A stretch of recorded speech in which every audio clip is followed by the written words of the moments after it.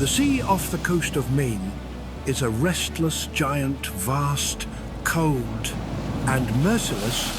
Its waves rise and collapse like rolling mountains, crashing against the rocky shoreline with a sound that can be felt in the chest. Here, the wind cuts sharper than glass, and the air smells of salt, fuel, and fear. Every year, hundreds of fishermen steer their boats straight into these waters. They are not chasing fortune in gold or oil, but something far stranger, the giant Maine lobster. For them, this creature represents everything: survival, legacy, and pride. The ocean is their history, and they belong to it as much as it belongs to them. Before dawn, when the harbors are still shrouded in fog, lights flicker on across the docks. Engines roar awake, and the quiet world fills with the groan of diesel, the slap of waves, and the scrape of metal traps sliding across decks. Each fisherman knows his task by heart. They work in silence, their breath visible in the freezing air. Traps are baited with herring or mackerel, their scent heavy and strong enough to cling to the skin for days. Each one is lowered onto the deck with care. 70 pounds of wood, wire, and hope. When the last trap is ready, the captain gives a nod. The boat drifts from the dock, joining a slow parade toward the open horizon. Behind them, the lights of Maine's coastline fade until there is nothing left but grey sky and endless water. Out here, sound replaces sight. The rhythm of the engine, the crackle of the radio.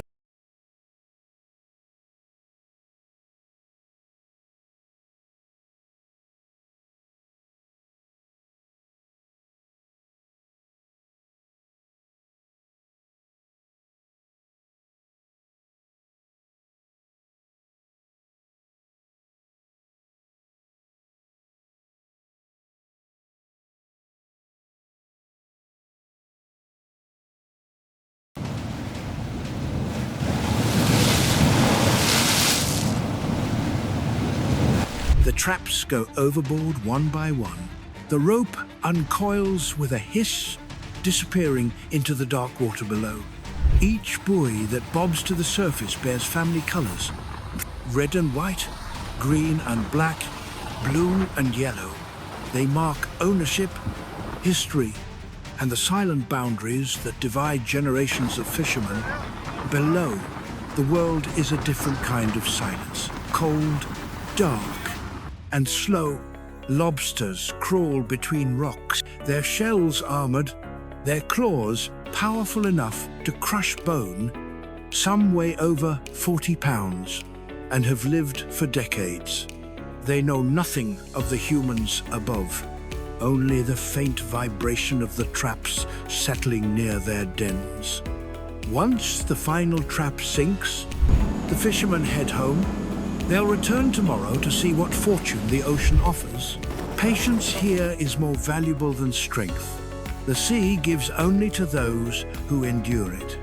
The next morning, the horizon glows silver. The men return to the same buoys, scanning the waves for color patterns only they recognize. The winch groans as the rope rises, slick and heavy. Salt spray strikes their faces, freezing instantly on their skin. Then the first trap breaks the surface.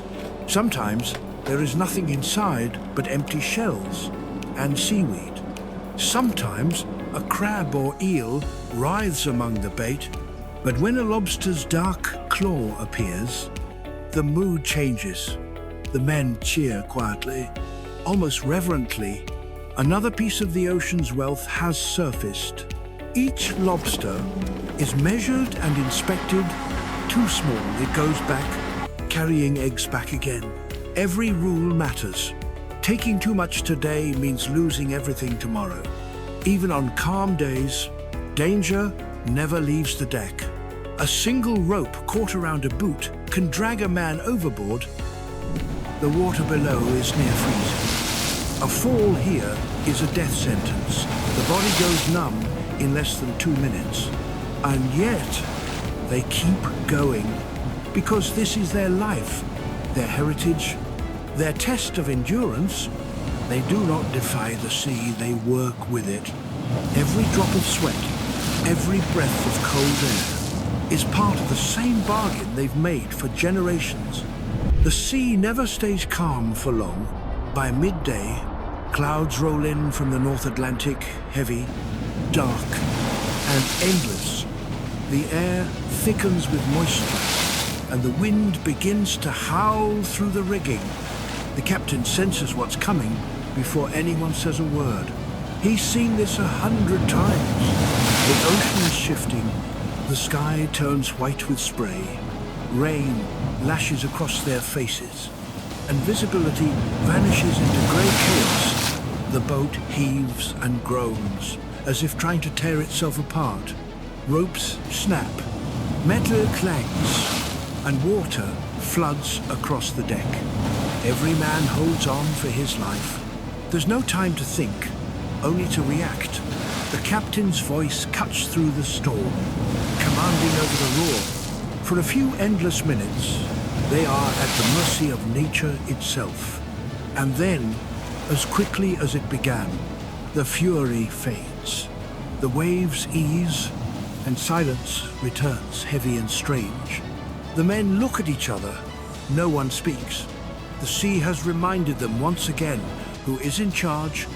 They survived this time, but everyone knows the cost. Too many others haven't come back. They resume their work in silence, hands swollen, backs aching, faces burned by salt and wind. Every movement is slower now, more cautious.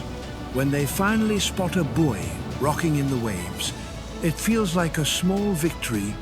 The rope tightens, the winch hums, and a new trap rises from the deep. The water drips away, revealing movement inside.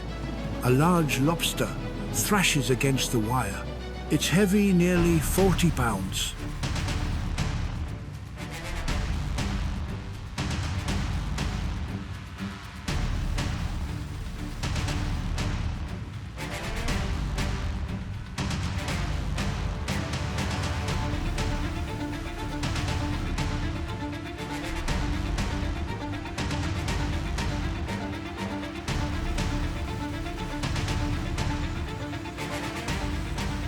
The men cheer softly.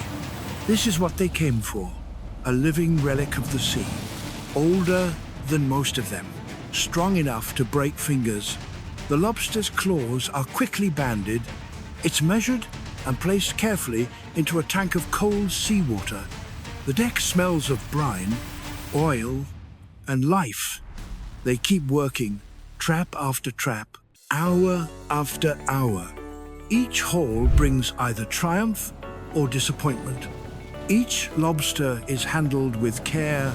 Fishermen know that a single broken claw or cracked shell can reduce its value by hundreds of dollars. They lift them from the tanks and place them into wooden or plastic barrels filled with circulating cold seawater, kept at just 38 to 40 degrees Fahrenheit. The lobsters must stay alive. That's the key to their worth. Specialized trucks wait at the dock, engines humming. Inside their metal tanks, oxygen bubbles through seawater, mimicking the environment of the deep. Within minutes, the lobsters are on their way to processing facilities spread along the Maine coast. Inside the factories, the work continues without rest. The air is cold, the floors wet, and the sound of machinery fills the space. Each lobster is weighed, graded, and inspected. Only those that meet the exact standard size, shell color, claw integrity are approved for sale. Some lobsters are packed alive into crates bound for luxury restaurants in New York, Paris, and Shanghai. Others are flash frozen in specialized chambers. Their meat preserved in peak condition. Every step is monitored: temperature, oxygen, even humidity, because one mistake can ruin thousands of dollars worth of product from these facilities. Maine lobsters begin their second voyage not through stormy seas this time, but through global trade routes. They travel across continents, becoming the centerpiece of high-end feasts and symbols of luxury. In Tokyo, they're displayed in tanks under glass lights. In Paris, they're plated beside champagne. In Shanghai, they're served at million-dollar banquets. For the fishermen back home, it's strange to imagine where their catch ends up. They spend their lives fighting waves and cold, only to see their hard work celebrated in places they may never visit. But the connection remains, from the rough hands of a lobsterman to the white-gloved waiters halfway across the world. The value of these lobsters is staggering. A single giant can sell for thousands of dollars, a full boatload up to $850. Ling, ling, ling. Enough to sustain an entire family for a year, to repair a boat, to keep a tradition alive for one more season. But money isn't everything. What keeps these men returning to the sea isn't just profit. It's the rhythm of the waves, the call of the horizon, and the pride that comes from mastering a world most would never dare to enter. For them, this is more than a job, it's a way of life. In Maine, lobstering is more than a profession, it's a legacy written in salt and blood. Each generation inherits not only the traps and boats of their fathers, but also the unspoken bond with the sea. To leave the harbor is to step into a history that stretches back centuries, where courage and survival are measured in tides. For many, the first time they set foot on deck isn't a choice, it's destiny. Their fathers taught them how to tie knots before they could read, how to read clouds before they could write. They grew up watching the horizon, learning to listen to the ocean's moods. It's not something you simply learn, it's something that lives in your blood. The bond between fisherman and sea is a fragile one, balanced between love and fear. The ocean provides, but it also demands. Each man who sails out knows that the sea takes what it wants and never gives it back. The memorials scattered across Maine's coastal towns tell these stories. Names carved into stone, weathered by wind and rain, serve as reminders of the price paid for every season's harvest. Lobstering has become a symbol of Maine itself. It defines not only its economy, but also its identity.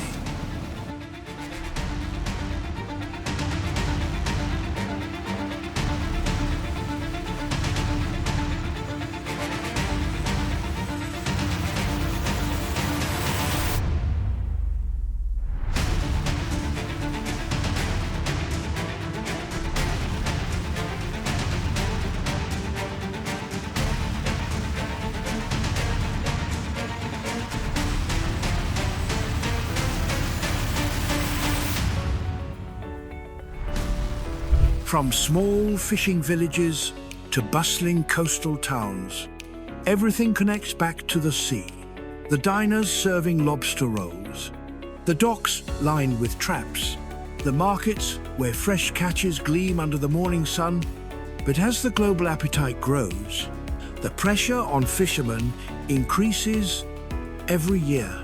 Demand rises from five-star hotels to global exports.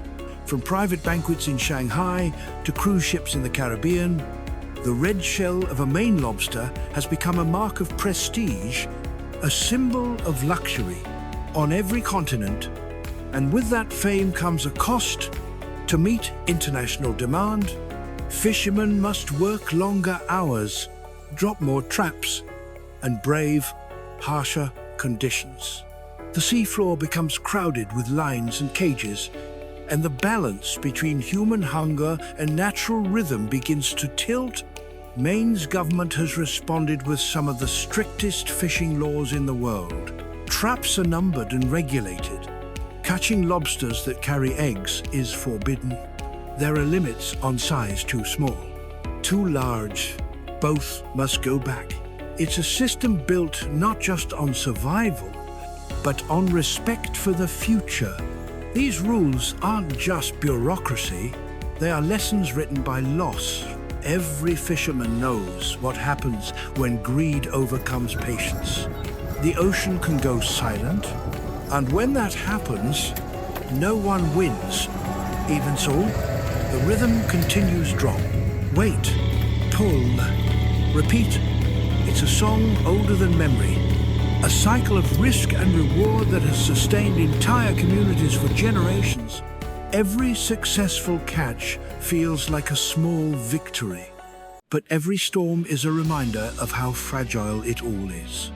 Inside every lobster trap lies a story not just of profit, but of survival. The same hands that pull the ropes today once belonged to their grandfathers, who faced the same winds, the same waves, the same endless horizon. Nothing has changed, and yet everything has. Technology has made the work easier. GPS navigation, sonar tracking, automated haulers.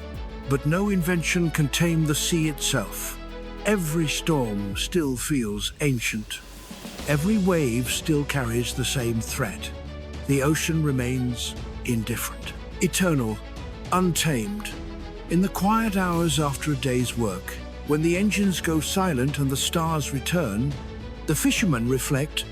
They talk about family, about the boats that never came back, about the time a friend was taken by a rope or a wave. Their laughter is tired, their stories full of ghosts, but none of them would trade this life for another. To outsiders, the danger may seem senseless, but for those born by the sea, it makes perfect sense. The ocean offers something no other life can: freedom. It demands strength, honesty, and resilience, and in return, it gives a kind of peace that only those who face it every day can understand. As dawn approaches, another fleet prepares to sail. Their traps are stacked high, their buoys freshly painted, their hopes the same as ever. The sea waits, vast and unknowable. Some will return with fortune, others will return with stories. A few might not return at all, and still they go, not because they have to, but because they were born to. It's in their hands, their lungs, their hearts. To them, the smell of salt and diesel is home. The roar of the waves is a lullaby. The ocean isn't just where they work, it's where they belong. Today, Maine lobsters are served across the world in silver platters under chandeliers, beside bottles of champagne. But behind every delicate bite lies a story written in frost and foam. A story of men and women who risk their lives to bring this crimson prize from the depths.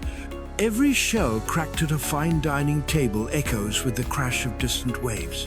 Every sip of wine pairs silently with a sound of engines struggling against the wind. Luxury at one end, sacrifice at the other.